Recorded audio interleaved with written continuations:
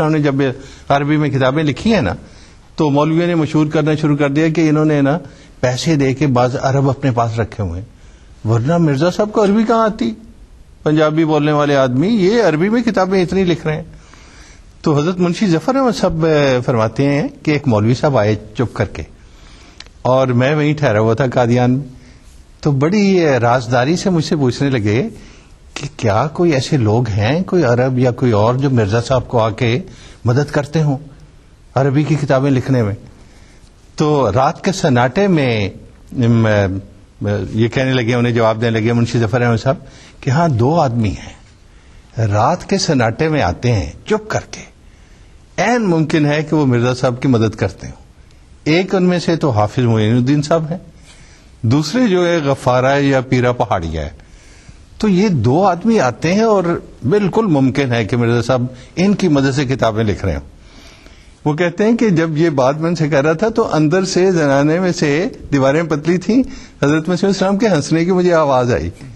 خیر اگلے دن ظہر کی نماز کے بعد حضرت مسیح السلام بیٹھ گئے اور حضور نے یہ واقعہ بیان کرنا شروع کیا اور ساتھ ہی فرمایا کہ اے کاش منشی ظفر احمد صاحب ان 2 بزرگوں کی ملاقات بھی ان مولوی صاحب سے کروا دیتے جو میری مدد کرتے ہیں.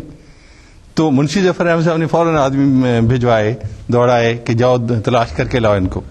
وہ حافظ مانا معین الدین صاحب حافظ مانا کہلاتے تھے. دیکھنے میں وضع قطع ایسی پتہ لگتا تھا ہر آدمی کو کہ ان پڑھ آدمی ہے بالکل، اور جو غفارہ یا پیرا پہاڑی جو ہے بالکل جاہل آدمی، ان لیٹرڈ آدمی، الف بے جس کو نہیں آتی. وہ لے کے آئے انہیں مسیح مبارک میں.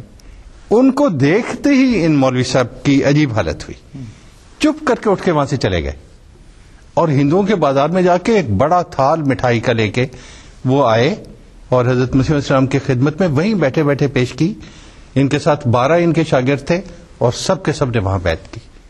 دیکھیں اب اطمینان قلب کی کیفیتیں ہیں. اطمینان قلب تو اللہ تعالیٰ ہی عطا فرماتا ہے، جیسا کہ آپ نے فرمایا ہدایت دینا بھی اللہ تعالیٰ کے اختیار میں، ان علینا للہدیٰ اللہ تعالیٰ کا ارشاد ہے، اور یہ بھی کہ فإنک لا تہدی من احببت ولکن اللہ یہدی من یشاء.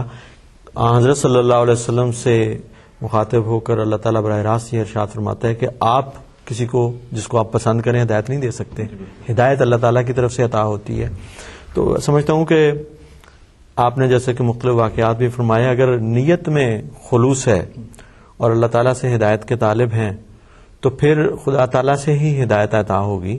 اپنی نیت کو صاف کریں اور چمکائیں اور جرت پیدا کریں سچائی کو قبول کرنے کے لیے بھی. آپ دیکھیے ہدایت آپ روزانہ ہمارے یہاں پہ آپ ایم ٹی اے میں بھی دیکھتے ہیں، جلسے کی تقاریر میں بھی سنتے ہیں، ایم ٹی اے العربیہ دور ہزاروں میل دور بیٹھے ہیں، صرف یہی بات کہ وہ یہ دیکھتے ہیں کہ آج کوئی نہیں ہے جماعت احمدیہ کے سوا، اور مسیح موعود علیہ الصلوۃ والسلام کے علم کلام کو لے کے جو کھڑی ہوئی ہے اور خلافت کے سلسلے کے سوا جو اسلام کا دفاع کر سکے، اسلام کو کے مقابل پر دشمنوں کا منہ بند کر سکے دلائل کے ساتھ. اور صرف دلائل کی بات نہیں ہے، جیسے کہ لائق صاحب نے بیان فرمایا، یہ بھی ایک چیز اطمینان قلب کے لیے ہونی چاہیے. دعوے تو بہت سارے لوگ کر دیتے ہیں، دلیلیں بھی دے لیتے ہیں، لیکن حضرت مسیح موعود علیہ الصلوۃ والسلام کی جو اس روحانی جنگ میں ایک نمایاں شان ہے، جو ایک ایسا ہتھیار ہے جو کسی اور کے پاس نہیں، وہ یہ کہ آپ نے اپنی ذات کو پیش فرمایا کہ خدا کے ہستی کا ثبوت میں، قرآن کریم کی زندہ تاثیرات اور برکات کا ثبوت میں، اور یہی ثبوت آگے چل کر جماعت احمدیہ میں مسیح علیہ السلام کی نمائندگی میں خلافت کے ذریعے سے یہ فیض آگے بھی جاری ہے.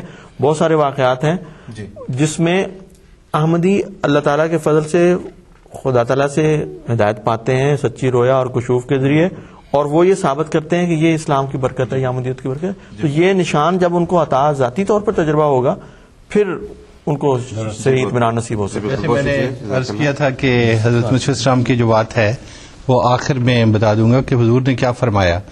کسی کو جستجو ہو تو کس طرح اس کو اطمینان مل سکتا ہے. فرماتے ہیں کہ دیکھیں جو شخص خدا کی طرف سے آیا ہے اس کے بارے میں خدا سے پوچھیں. آپ فرض کیجئے کوئی چیز بڑے قیمتی تحفہ میرے لیے بھیج دیتے ہیں، میں سینکڑوں میلوں پہ بیٹھا ہوا، مجھے کوئی پتہ ہی نہیں لگتا کہ واقعی آپ نے بھیجا کسی، تو میں آپ کو فون کروں گا، خط لکھوں گا، آپ سے پوچھوں گا. فرماتے ہیں جو کہتا ہے میں خدا کی طرف سے آیا ہوں خدا سے پوچھو. اور پھر فرماتے ہیں اس کا ایک طریق ہے جو میں تمہیں بتاتا ہوں، اور خدا نے مجھ سے وعدہ فرمایا ہے کہ جو شخص اس طریق پہ دعا کرے گا خدا تعالیٰ اسے لازماً بتائے گا.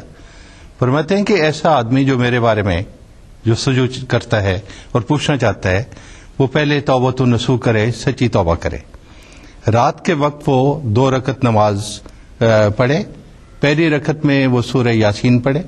اب جس کو سورہ یاسین یاد نہیں، یا تو وہ سورہ یاسین یاد کرے یا پھر کوئی اور سورت پڑھ لے.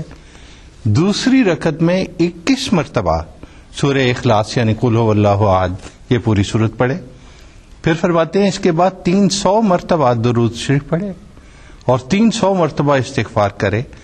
فرماتے ہیں دل کو ہر قسم کی محبت سے اور نفرت سے خالی کر دے، ورنہ پھر کہے گا کہ محبت کی وجہ سے خواب آ گئی یا نفرت کی وجہ سے ایسی خواب آ گئی.